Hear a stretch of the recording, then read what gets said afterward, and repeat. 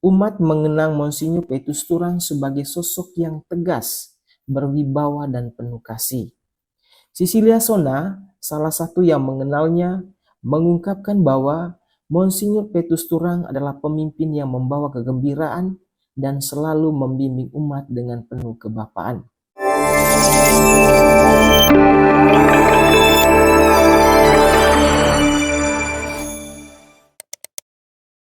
Pada pagi yang tenang di tanggal 4 April 2025, kabar duka menyelimuti umat Katolik Keuskupan Agung Kupang.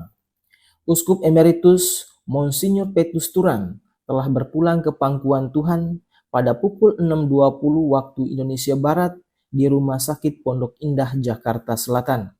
Berita ini diumumkan oleh Ketua Komisi Komsos Keuskupan Agung Kupang, Pastor Yan Kiri, yang meminta umat untuk mendoakan keselamatan arwah sang uskup. Kepergian Monsinyur Petrus Turang bukan hanya kehilangan bagi gereja, tetapi juga bagi seluruh umat yang mengenalnya sebagai gembala yang setia dan penuh kasih. Ia ditabiskan sebagai uskup Keuskupan Agung Kupang pada 27 Juli 1997 oleh Kardinal Julius Darmatmajaya menggantikan Monsinyur Gregorius Monteiro.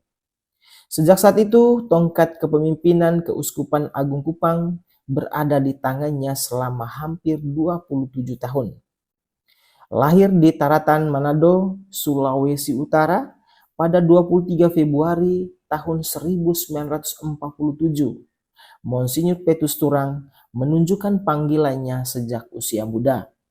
Ditabiskan sebagai Imam Diosesan Keuskupan Manado pada tanggal 18 Desember 1974.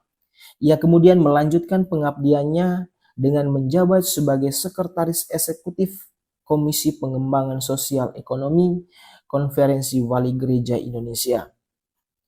Latar belakangnya dalam pelayanan sosial ini membentuknya menjadi pemimpin yang peduli terhadap umat dan pengembangan gereja. Selama masa kepemimpinannya, Keuskupan Agung Kupang berkembang pesat.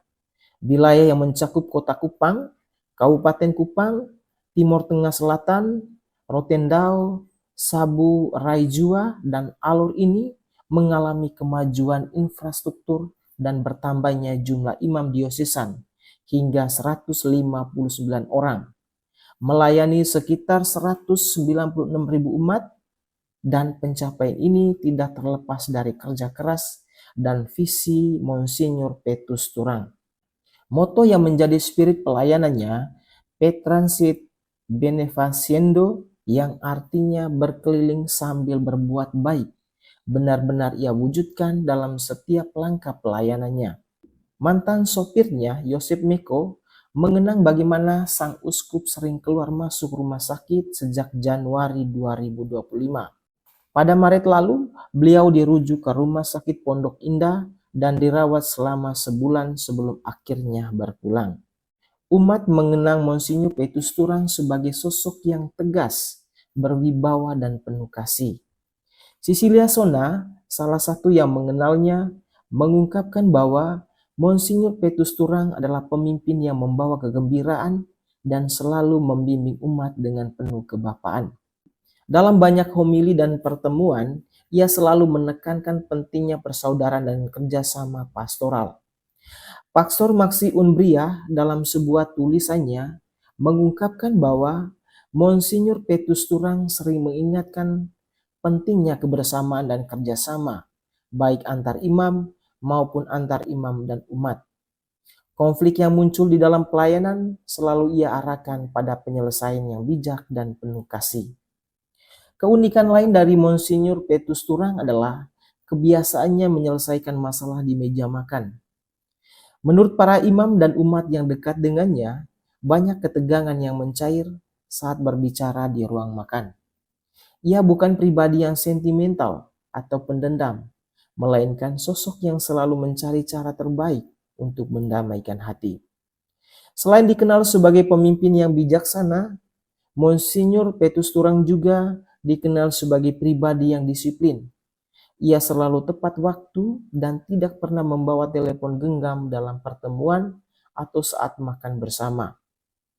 Kebiasaannya untuk membaca dan menulis menjadikannya seorang pemikir yang tajam dan mendalam.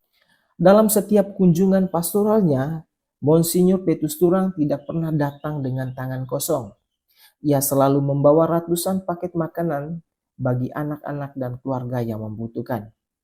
Jiwa sosialnya begitu besar, mencerminkan moto yang ia pegang erat sepanjang hidupnya.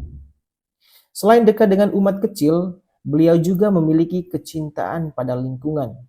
Di waktu luangnya, ia berkebun di kebun keuskupan Uelama Sikupang. Beliau bahkan mengembangkan tanaman sorghum untuk membantu perekonomian umat di paroki-paroki pedalaman. Semangat dan kasihnya terhadap umat menjadikannya sosok gembala yang dicintai. Ia tidak hanya membangun gereja dalam bentuk fisik, tetapi juga membangun kehidupan rohani umat. Ketika permohonan pensiunnya disetujui oleh Paus Fransiskus pada tanggal 9 Maret 2024, tongkat kepemimpinannya diteruskan oleh Monsinyur Hieronymus Pakenoni. Meski telah pensiun, namanya tetap terpatri di hati umat sebagai sosok yang inspiratif. Kini jenazah Monsinyur Petrus Turang disemayamkan di Katedral Jakarta sebelum diterbangkan ke Kupang pada tanggal 5 April 2025.